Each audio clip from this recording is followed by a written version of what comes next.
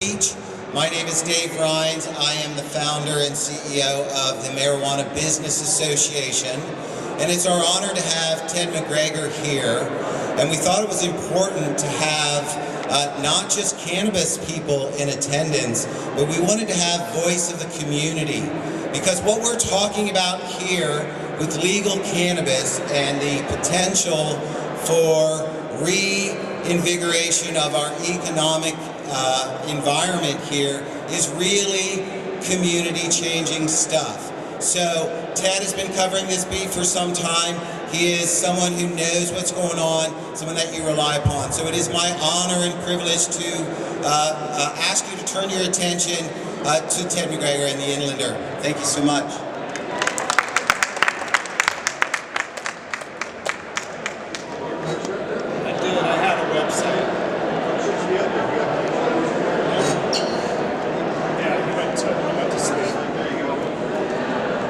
Good morning, everyone.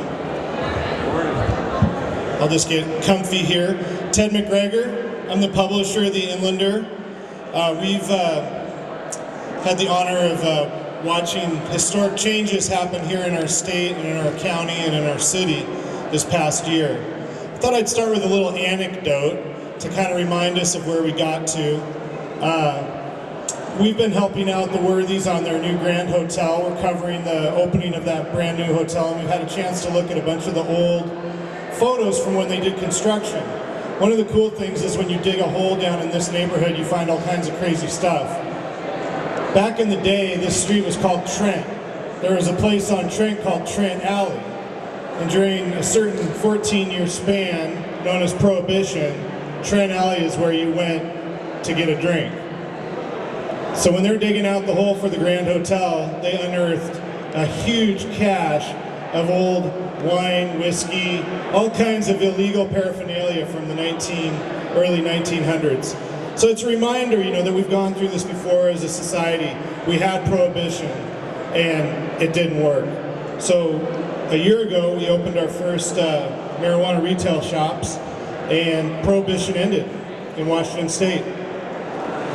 So it kind of tells you that we sometimes revisit history a little bit. But it's pretty cool. A year has passed, here coming up in about a month from now, since that first store opened.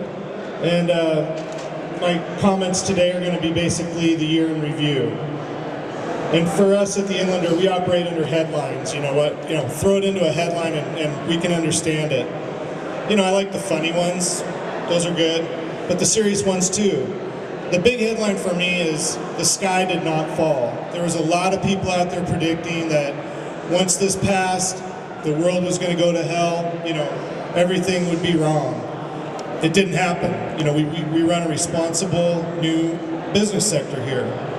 But some of the other headlines from around are so many other states now are taking a look at this. Oregon, Washington, D.C., that's not a state, I guess, but a lot of places are looking at this. Is this idea going to spread? It feels like it probably will. On the funny side, I couldn't help but remember the plight of poor Mike Boyer, who was the first guy in line. Are you here, Mike? Yeah. Hey, Mike Boyer. First guy in line to get in here, by the way. Yeah, media celebrity. Got the first guy in line, first purchase, and then, as we all know, got drug tested shortly thereafter. But funny story with a good ending. Here's Mike today. He seems happy and chipper. Say hi to Mike. Santa Claus, it turns out, has a medical marijuana card. That's true. There's a gentleman in North Pole, Alaska, who had his name legally changed to Santa Claus, and he has a medical marijuana card. Pizza. Is it any coincidence that Spokane has had so many new pizza places open in the past year? I think not. And Peyton Manning, star quarterback who's also a partner in a lot of Papa John's franchises in the Denver area, has said many times in public that their business is doing great thanks to a certain change in the laws in his state. So there's funny headlines. We're all having a good time with that, but what's great is the headlines we're not seeing. A lot of bad news, things that the opponents of the industry would like to capitalize on and say, look what happened, we told you this would happen. So how does the Inlander fit in? For one thing, our art director loves the subject. He has a good time with it. As you can see here, we had, for the occasion of the new retail shop's opening, he did a cool George Washington cover for us. It's an iconic image. They did have a joint in his mouth, and I said, no, we're not having a joint in George Washington's mouth, sorry. But, you know, they pushed me. But I think if you go back far enough, you know, our newspaper endorsed 502. We said it was what we were doing wasn't working. We were going to move on. Fortunately, enough people agreed with our point of view that it did pass as a state law. And going forward, you know, we made a decision early on that we were going to be a part of this industry. And as we cover it, not in a hysterical way, we are going to cover it as a serious news story and set the tone for the community that this is a new business sector. This isn't one big party. So as you see in our pages, we cover it all the time. In the paper, we have Green Zone, as everybody knows, every week. Great place to find a good price, see the prices that are out in the community, see the new shops that are opening, and we run a story every time. Online, we have a tab for marijuana on our website, and lots of stories there. Weed Wednesday, every Wednesday we have fresh content. And here coming up in a few weeks on the 1-year anniversary, there will be another cover story about this subject, so watch for that. Another thing that we just do as a newspaper is we connect businesses with customers. And the way the laws are written, there's not a lot of options for our retailers to reach people. Newspapers have the protection of the First Amendment. We can do what we want. Of course, we're responsible, you know, protectors of that right. But so we accept those ads, and we're hopefully connecting people with the business that's growing up. And as we heard from the last speaker, 500 million in sales in our state is what's being expected. That's amazing. You know, we were nervous when some of our existing clients freak out and be like, oh my gosh, now you're the pot paper. So I'm happy to report everybody's pretty cool with it. Everybody is accepting that this is a decision our state made as a bunch of citizens, and we're moving forward with it.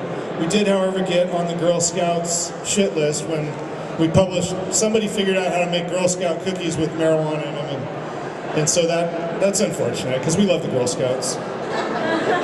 Some of the things, some of the bullet points I would say are from the past year. Law enforcement. As we know, there's a lot of gray areas in the law. You can still lose your job for being high. They're prosecuting DUIs. They are creating breathalyzers. They are figuring out ways to enforce the laws that are out there. And I think that, you know, they are treating it as if, you know, you're driving and you're drunk. So that's still there too. I think law enforcement's playing catch up like everyone else. How do you enforce these laws? But we covered a story about Colorado where 90% fewer marijuana arrests in the state of Colorado over the past year. And that was definitely a part of what we were thinking here, is we don't want to clog the jails with nonviolent people. We don't want to, you know, ruin lives in that pursuit. And I think that seems like that's happening. Interstate issues do persist. I mean, if you carry marijuana across state lines, you're in legal jeopardy. We haven't seen as much of it here. There's been anecdotes about Idaho state troopers. We haven't found any evidence of it in our reporting. But I know in Oklahoma and Colorado, they do have this issue where certain states that are near Colorado are on the lookout. One of the things we were really interested in following is the cultural changes that come with this. And for me, that's kids. How do you talk to your kids about it? You know, I had to have conversations with my kids about why we endorsed 502, why we were getting involved in this.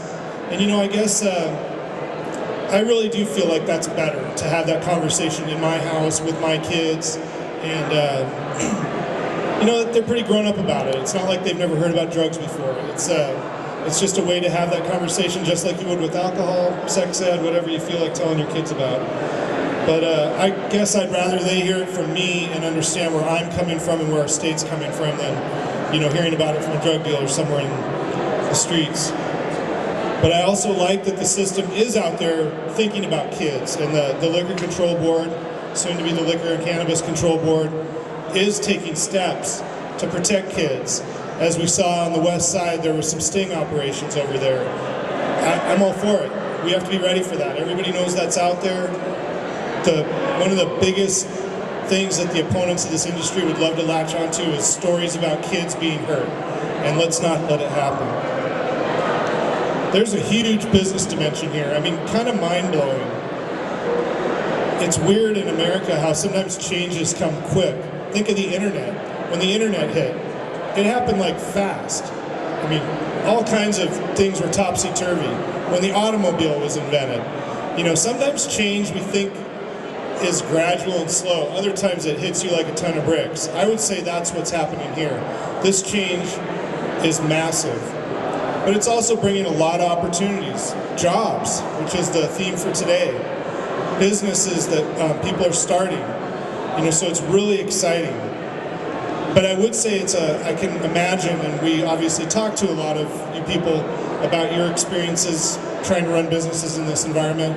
And it's a little bit like the Wild West, you know, except in the gold rush, they gave you a map how to get to California. I think this is much more like, how do we get there? And we're not making it easy on anybody. So I think the more the business side of this gets taken seriously and ironed out, the better for everybody. There is so much chaos out there in banking, taxes, permitting, locations of your business. You know, I think a lot of public officials would like to make it harder and harder for people. So that's something that I think we're kind of missing the boat there, to not, you know, reward people who are putting in their hard time and effort and capital into this. But I gotta say, you know, this really is America. This is capitalism. This is starting a business. This is, you know, going out on your own. This is rural. This is agriculture. You know, there's a lot of things about this that are pretty awesome. And, you know, to me, and we had a speaker in town about a year ago who came up, and he's a guy from down in Northern California, so he's been living the medical marijuana business for years and years. And he talked about how he sees a future where it's like boutique wineries or craft beers, or, you know, that's the direction he sees the industry going in. Kind of fitting into that organic vibe that everybody, you know, really likes now. So that's kind of exciting. I'll talk a little bit about what I see on the future landscape. You know, there's some amazing things that could happen in research. We got some great universities in our state, in our region. And for years, it's actually been a prohibition on actually studying cannabis. And so there's some great opportunities there for WSU, which is a big ag school, to start to get in and understand what we're doing here. And, you know, hopefully find out that it's safe and that what we already think we know, confirm some of those things. And then, of course, a lot of people talk about marijuana tourism. And that's been kind of interesting, because I think a lot of people felt like, you know, our friends in Seattle would have all these campaigns about come and try our restaurants, try our weed. It hasn't happened. It's kind of interesting. There's still sort of a little bit of a freak out going on with how much do hotels and cities embrace this idea. So as time goes on, I think somebody's going to show that can work on small scale. We've got a B&B in town that's doing that. I mean, little individual marketing pockets, I'm sure, happen in Seattle, but like as an overarching theme for come to our state, haven't seen it yet. I think it could be slow to come. Again, will this idea spread? Will this become a movement that takes over America and ultimately, you know, covers the land? I don't see that happening. That's not even happening in Washington State. Think about Eastern Washington. Most of our counties are not allowing this kind of stuff to go on. So even in a state where it's legal, local jurisdictions are saying no. Idaho, they've done, you know, public testing, not popular. So I do think a lot of states are going to add this and have a vote on it, and we'll see what happens. But I'm not sure that we won't just end up with a patchwork of states, even, you know, 20 years from now. So that's interesting. Everybody keeps asking me, what's going to happen if a Republican wins the White House? So that is a big question for a lot of people. With the stroke of a pen, could all this just go poof? that's scary, you know, especially if you're investing the kind of money we know a lot of people are. I gotta say, like, I'm not sure that it's gonna happen. I actually think a good number of those Republican candidates seem high to me already. So I think they're part of the team. That's a joke, obviously. But you know, politically speaking, so let's just say, you know, a conservative is elected, which, you know, hey, we've lived with that before. We can get through it, no biggie. But which fights in the culture wars are they going to take on first? Are they going to take on 2 states? They're going to have only so much political capital to spend. And marijuana legality in Oregon, Washington, and Colorado, I don't know if it's going to make the top of the list. The other thing is, if you take them at their word, a lot of them lean pretty libertarian. And it's kind of like, hey, people can handle this. People can run their own lives. And if we take them at their word, that's pretty good. Another one is states' rights. They're very proponents of states' rights. So a lot of people are concerned about what happens after 2016. I'm not as concerned about that. I don't know if that makes anybody feel better. I think if we had had a really rocky year with a lot of bad publicity and a lot of bad storylines, maybe it could have been something